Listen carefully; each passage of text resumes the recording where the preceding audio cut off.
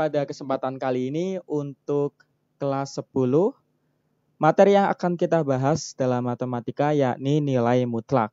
Ada persamaan dan pertidaksamaan nilai mutlak satu variabel. Oke. Agar lebih paham, kita cari dulu apa sih itu nilai mutlak yang sebenarnya. Nah, nilai mutlak bisa kita contohkan, misalkan kita berdiri di suatu titik, kemudian kita bergerak sejauh 5 meter misalkan. Kita bergerak sejauh 5 meter ke arah kanan, atau juga dari titik yang tadi kita bergerak 5 meter tapi ke arah kiri. Nah, 5 meter ini adalah jarak perpindahan yang bernilai positif. Nah, kan nggak mungkin ya, misalkan jarak tapi bernilai negatif. Misalkan kalau ke kanan positif 5 meter, kalau ke kiri negatif 5 meter. Kan tidak. Nilainya sama-sama 5 meter. Bahkan ketika kita misalkan berjalan ke depan atau mundur ke belakang, naik 5 meter, itu akan sama nilainya. Nah, konsep inilah yang salah satunya mendasari nilai mutlak. Oke, jadi nilai mutlak selalu bernilai positif. Oke. Konsep selanjutnya dengan objek matematik, kita bisa misalkan dengan sebuah garis bilangan. Misalkan di sini kita punya sebuah garis bilangan, kita buat di tengahnya ada sebuah nilai 0 misalkan di sini. Kemudian kita ambil di sebelah kanannya, kita ambil 5, dan di kiri kita ambil negatif 5. Nah, lalu kita dapat menentukan jarak dari 0 ke kanan ini yang 5, ini jaraknya 5 satuan.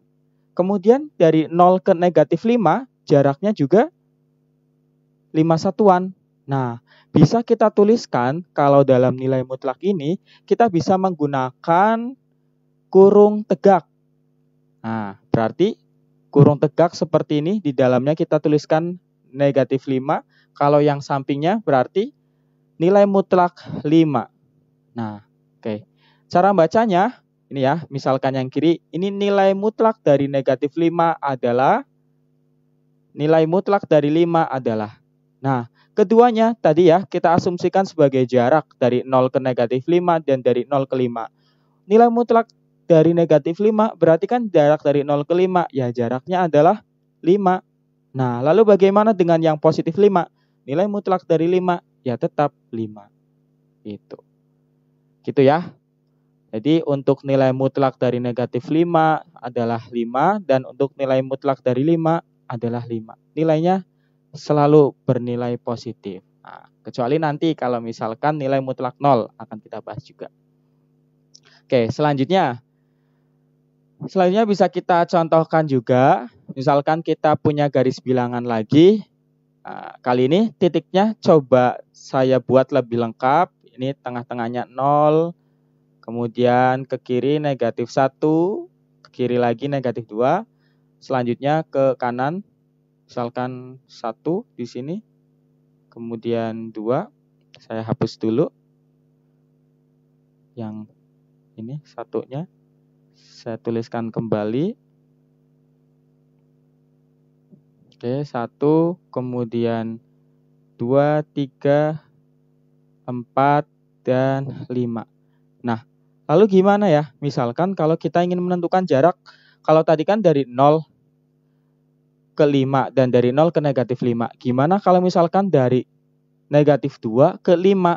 Nah, ini jarak dari negatif 2 ke 5, cara manual bisa kita hitung seperti ini ya, satu-satu. Dulu kalau pas waktu masih SMP seperti ini.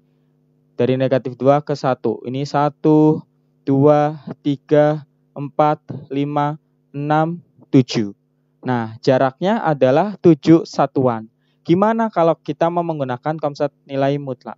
Nah, untuk mencari jarak, itu kan kita bisa menggunakan titik akhir dikurangi titik awal. Nah, kalau misalkan kita bergerak dari negatif 2 ke 5, berarti kan itu kita bisa mencari nilai mutlak dari 5. Ini ya sebagai titik akhir dikurangi negatif 2. Nah, oke. Atau juga bisa sebaliknya. 5 dikurang, mohon maaf. Atau juga bisa sebaliknya.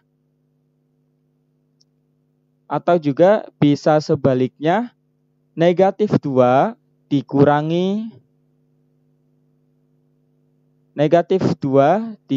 5. Nah, tetapi kita kasih tanda nih, nilai mutlak. Oke. Sekarang kita akan cek.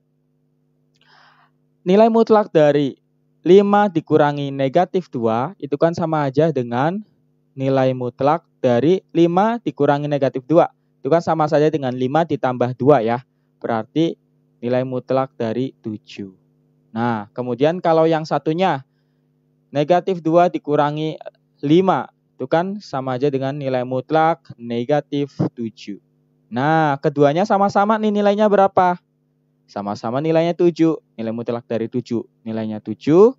Nilai mutlak dari negatif 7 juga 7. Gitu.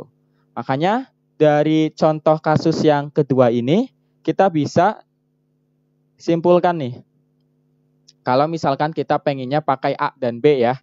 Misalkan titiknya kita punya di kiri, misalkan titik A di kiri, kemudian titik B di kanan. Nah, jadi kalau kita pengen cari tahu jarak dari A ke B, kita bisa pakai konsep nilai mutlak yang tadi. Bisa A dikurangi B, oke, atau B dikurangi A. Yang satu berarti nilai mutlak dari A dikurangi B, satunya lagi nilai mutlak dari B dikurangi A. Oke. Nilai mutlak dari A dikurangi B itu sama dengan nilai mutlak dari B dikurangi A. Oke, itu konsep nilai mutlak. Selanjutnya kita bergerak ke definisi. Nah, dari yang tadi kita dapat konsepnya, kita akhirnya dapat definisi. Definisinya seperti apa? Definisinya itu kalau kita punya nilai mutlak dari X itu akan sama dengan X jika nilainya itu lebih dari sama dengan 0. Nah, kalau misalkan nilai mutlak dari X itu sama dengan negatif X, itu jika X-nya kurang dari 0. Maksudnya gimana? Oke, kita lihat contohnya ya. Misalkan nih, ini nilai mutlak dari 6. Ya, itu kan bisa kita langsung cari tahu ya.